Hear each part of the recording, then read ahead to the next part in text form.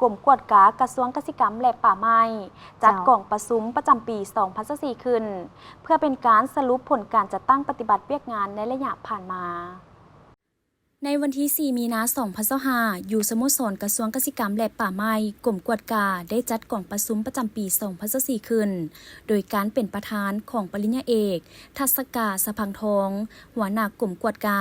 ซึ่งมีทานหัวหน้าห้องการกรมสถาบันและเทียบเท่าประธานห้องประธานกวดกาที่ขึ้นกับกระทรวงประธานห้องประธานกวดกาภาคคณะภาคภาคทานหน่วยภาคภาคทานพร้อมด้วยภาคส่วนที่เกี่ยวข้องเข้าร่วมกล่องประชุมได้รับฟังการสรุปตีราคาเวียกงานกวดกาประจำปี 2024 ทิศทางแผนการเคลื่อนไหวปี 2025 การเผยแพร่ผลสำเร็จของกล่องประชุมเวียกงานกวดกาทั่วประเทศประจำปี 2024 คำแนะนำของกระทรวงเกษตรกรรมและป่าไม้เกี่ยวกับการกวดกาเวียกงานของแขนงเกษตรกรรมป่าไม้รับฟังการเผยแพร่ผลสำเร็จของกล่องประชุมเวียกงานกวดกาทั่วประเทศประจำปี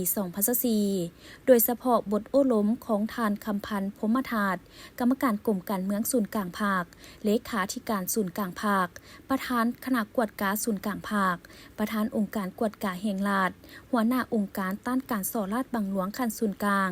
ต่อกล่องประชุมกวดกาทั่วประเทศซึ่งเห็นว่าได้มีผลสำเร็จหลายด้านในการเคลื่อนไหวเวียกงานกวดกาภาคกวดกาการบริหารรัฐการสกัดการต้านการส่อราษฎร์บางหลวงการค้นคว้าแก้ไขคำห้องคำเสนอก็ไปตามระเบียบกฎหมายซึ่งเป็นการประกอบส่วนอย่างแข็งแรงในการปรับปรุงเวียกงานการนำพาของคณะภาคคณะนำแต่ละคันในการคุ้มครองรัฐในขงเขตเวียกงานกสิกรรมป่าไม้และพัฒนาชนบทในตอนท้ายของกล่องประชุมปริญญาเอกลินคำดวงสวรรค์รัฐมนตรีกระทรวงเกษตรกรรมและป่าไม้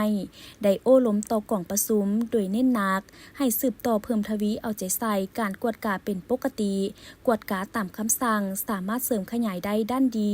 ด้านตั้งหน้าของคณะภาคคณะนำสมาชิกภาคพนักงานราชการ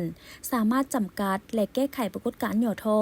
ที่เกิดขึ้นในกงจักการจัดตั้งภาครัฐให้คณะภาคคณะนำแต่ละคันเอาใจใส่ซี่นำพาเวียกงานกวดกา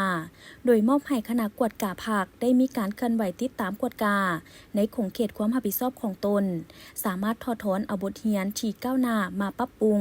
เข้าในเวียกงานของตนให้มีการหันเปลี่ยนที่ดีขึ้น